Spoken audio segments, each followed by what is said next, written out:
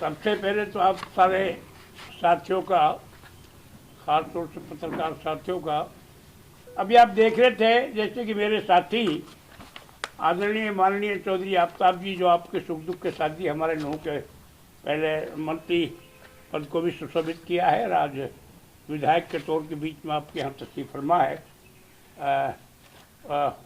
उन्होंने जो आप लोगों को इनवाइट किया, मैं उसका आभार प्रकट करता हूँ, धन्यवादी हूँ। और अभी अभी उन्होंने अपने संबोधन में कहा था कि आज अशफाकुल्लाह साहब का जन्मदिन है, इसलिए हम अपनी कोताही समझेंगे अगर हम उनको आज किराया हकीकत पेश नहीं करेंगे। किराया हकीकत पेश करता हूँ और अल्लाह ताला से दुआ करता हूँ, अल्लाह ताला उनको अपने जन्नत अता फरमाए। और जितने भी हमारे स्वतंत्रता सेनानी गुजरे हैं, सभी ने देश के लिए जो कुर्बानियाँ दी हैं, सही बात है, आज हम जो आज़ाद की हैसियत से, हमारा देश जो आज़ाद की हैसियत से जो हम बैठे हैं, ये सब उन्हीं जितने भी हमारे लाखों शहीद जो हुए थे उनकी कुर्बानी को बदल ही हम आज़ादी से आज हम सांस ले रहे हैं, रह पा रहे हैं, सह पा रहे हैं, जो भी कुछ कर रहे हैं, आज़ाद हिंदुस्तान की हैसियत उन्हीं की कुर्बानी की बदल। साथियों, जहाँ तक मुख्यमंत्री जी की बात है, खट्टर, आदरणीय खट्टर साहब की बात है, इससे पहले भी खट्टर साहब कई बार आए। जैसा कि मंत्री जी ने कहा था, 2 दफ़ा 3 दिन का यहाँ प्रोग्राम आदरणीय महामहिम गवर्नर साहब ने भी रखा और माननीय मुख्यमंत्री जी दो दिन का यहाँ निवास करके गए हैं, रहे हैं। उनका आने के असल में मकसद तो वो तो खुद जानते होंगे क्या था, लेकिन हमने जो देखा सही मायने में, जैसा मंत्री जी कह रहे थे कि जब भी कोई मुख्यमंत्री या बहुत बड़ा कोई नेता, चाहे वो किसी भी पार्टी से संबंध रखता हो, आता है तो लोगों के एक बाकायदा उनके ऊपर नज़रें होती है, निगाह होती है कि माननीय मुख्यमंत्री जी आएंगे, गवर्नर साहब आएंगे और कुछ ना कुछ इलाके की जो है जो रोज़मर्रा की जो समस्या है, जो सरकार का जो बाकायदा दायित्व बनता है उनको हल करने का, देने का, और उसका समाधान करके कुछ न कुछ इलाके की सौगात देखे जाएंगे।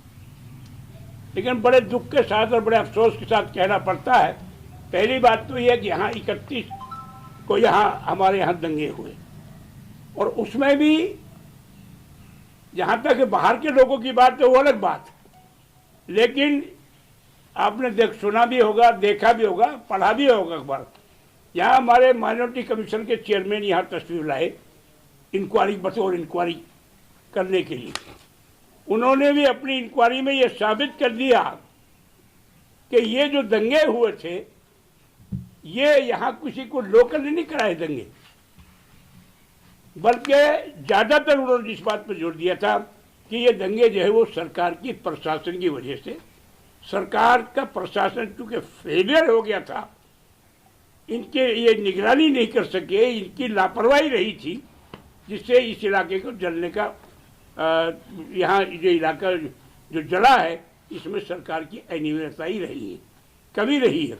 तो मैं ये कहना चाहता हूँ कि इससे पहले आदरणीय अनिल विज साहब ने भी ये कहा, मुख्यमंत्री जी ने भी ये कहा कि ये तो पहले यहाँ में लोकल के लोगों ने जो है इस दंगे को किया है और इन आग लगाने का काम किया है। तो मैं ये समझती है कि इनकी अपनी संस्था है। अब तो माइनॉरिटी कमीशन तो जिनके अंडर में ही आता है, सरकार के अंडर में आता है, चाहे वो भारत सरकार में आता हो, चाहे प्रदेश के भी आता हो, तो ये खुद अपने गिरवान में झांक के देखे। और जहाँ तक हमारे विधायक जी की बात है, जैसा मंत्री जी कह रहे थे कि हाँ, वैसे तो इनकी नीयत तो सही बात थी, तीनों की के बारे में थी, लेकिन खैर वो संभव नहीं हो पाया। मैं तो माननीय विधायक चौधरी मामन जी खान के बारे में भी हम तीनों बराबर जो है वो एसपी साहब से भी कहते रहे, डीसी साहब से भी कहते रहे कि अगर हमारा कोई दोस्त था तो सिर्फ इतना दोस्त तक हमने इलाके की बात को हमने हाउस में रखा, विधानसभा में रखा।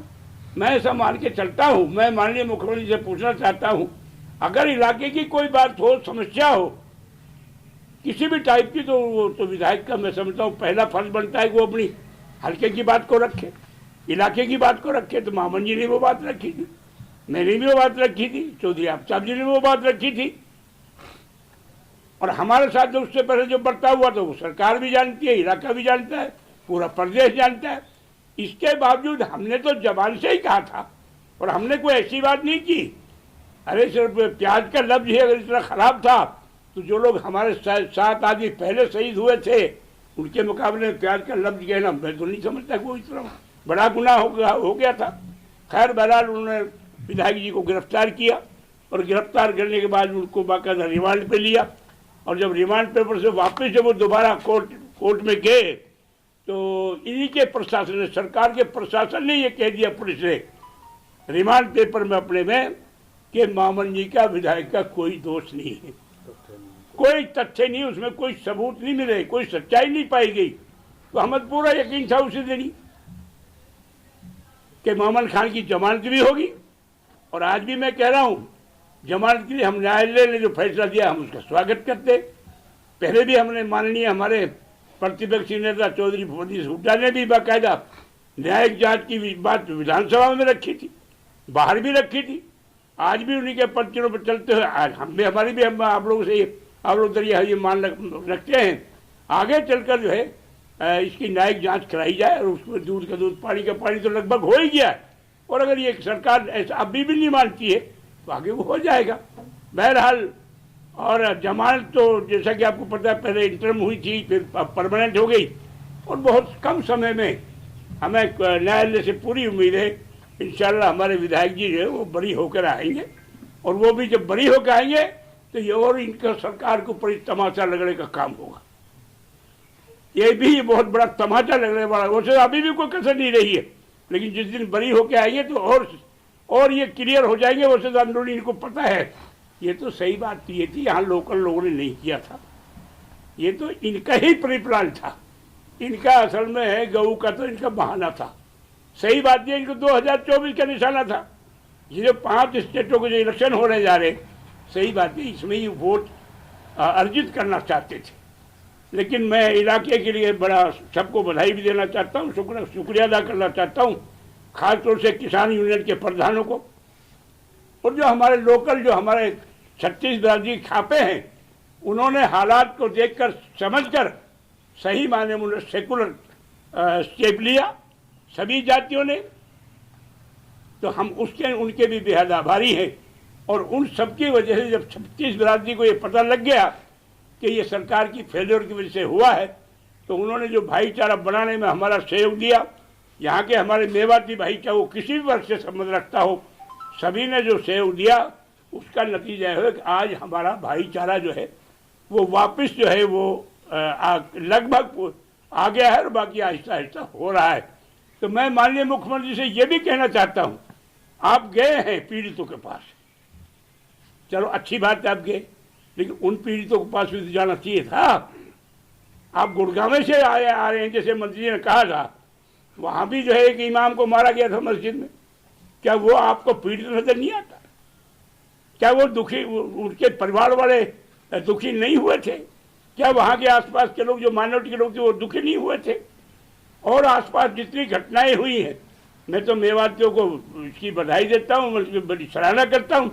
हमारे मेवात में जिस वक्त से देश आज़ाद हुआ है समेत इस एपिसोड के जो ये जो दंगा हुआ है आज भी जब यहाँ ये एपिसोड चल रहा था यहाँ आग लगी हुई थी हमारे पड़ोस में, यहाँ से करीब कोई 30-35 किलोमीटर का फासला बिछोड़ गांव है और ब्रिज के परिक्रमा वहाँ निकाले जाते हैं हर साल। उसी वक्त ठीक उसी समय वो परिक्रमा निकल रहे थे और उसमें भी जो है वो नंदगांव बरसाने से वो शुरू होते हैं फिर वापस जो 84 कोस के चलकर जो है परिक्रमा चलकर फिर वापस वहीं जाना होता है। इस बीच में बड़े बड़े गांव मुसलमानों के पड़ते हैं। जबकि यहाँ आग लग रही थी वहाँ हमारे मुसलमानों ने बाकायदा हमारे जो माइनॉरिटी के भाई थे, हिंदू भाई थे, जो परिक्रमा वाले साथी थे, उन सबका सम्मान किया, उनको फूल मालाएं डाली, उनका खाने का इंतजाम किया, उनका रहने का इंतजाम कर रहे थे। इससे ज़्यादा हमारे मेवाती जो है सिक्योरिटी का क्या सबूत दे सकते हैं मुसलमान? सही बात तो ये थी, ये तो हमारे मुसलमानों के जुम्मे इसको लगाना चाहते थे, जबकि ऐसा हमारे सभी छत्तीसगढ़ के लोगों ने ऐसा नहीं होने दिया। खासतौर से हमारे हिंदू भाइयों ने उस चीज़ को नकार दिया, वरना सरकार की नीयत तो पहले से ही इसमें दिखाई दे रही थी। और जहाँ तक है सरकार, ये मुख्यमंत्री जी की बात है यहाँ आने की, चाहे वो स्कूल की बात ले लो, चाहे हॉस्पिटल की बात ले लो, चाहे मेडिकल कॉलेज की बात ले लो, चाहे और दूसरी तीसरी जितनी पर, चाहे गुड़गांव कैनाल की बात कर लो, चाहे ये 4 लाइन की बात आप कर लो, जो है नूह से अपना बॉर्डर तक जो है, ये तो 9 साल 8-10-9 साल से जब आदरणीय चौधरी भूपेंद्र सिंह हुड्डा जी जब इस प्रदेश के वजीर आ रहे थे, मुख्यमंत्री से, ये उसी वक्त से जो ये सारी सैंक्शन हो गई थी, अप्रूवल हो गई थी। यहाँ तक कि इस सरकार में भी एक दफ़ा बजट में इन्होंने इसका ये गुड़गांव कैनाल का बजट रख दिया था, मेवात कैनाल का भी बजट रख दिया था, और इसका जो ये सड़क जो 4 है इसका भी बजट है। यानी ये तो बिल्कुल कतई तौर से हमें बेवकूफ़ बनाने वाली बात हो रही, और आज तक उस पर कोई अमल नहीं हुआ। लिहाजा मैं तो आखिर में यही बात कह के अब मेवातियों को, सारे मेवातियों का भी शुक्रिया अदा करना चाहता हूँ। आप लोग सारे आए और माननीय मंत्री जी ने जो आज ये पत्रकार सम्मेलन जो बुलाया है उसका भी मैं आपका आभारी हूँ। बाकी मुख्यमंत्री जी, ऐसे काम चलने वाला नहीं है, और अगर यही बात रही तो बहुत कम समय रह रहा है, आपको पता लग जाएगा। यहाँ तो इस सरकार का काम तो सिर्फ ईजम को बढ़ावा देने वाली बात है। हम तो मान लेते हैं इसको, अगर जो बुलडोजर से जितने नुकसान हुआ था, जितनी बिल्डिंगें यहाँ नुकसान हुई है, जो उससे प्रभावित हुए हैं, जिनके मकान जायदाद सब कुछ खत्म हो गया, जिनके कारोबार खत्म हो गए, अरे वो भी तो पीड़ित में आते हैं। मुख्यमंत्री वो आपको दिखाई नहीं दिए क्या? ये एक तरफा चश्मा लगाकर आप ये घूम रहे हैं, हम भी समझ रहे हैं कि आपके दिल में क्या है, लेकिन ऐसा ये चलने वाला नहीं है, ना ये आगे चला है न चुई है। यहाँ हम सारे भाई मिलके रहते हैं और मिलके रहेंगे। लिहाजा आपसे, आप कहेंगे तो हम निवेदन तो आपसे करते रहेंगे, लेकिन हमें ये लगता नहीं कि आपकी नीयत सही है। ये आपकी कार्यशैली बता रही है, हम नहीं कह रहे, आपकी कार्यशैली बता रही है। तो वो आप लोग आए, आपका सबका बहुत बहुत धन्यवाद।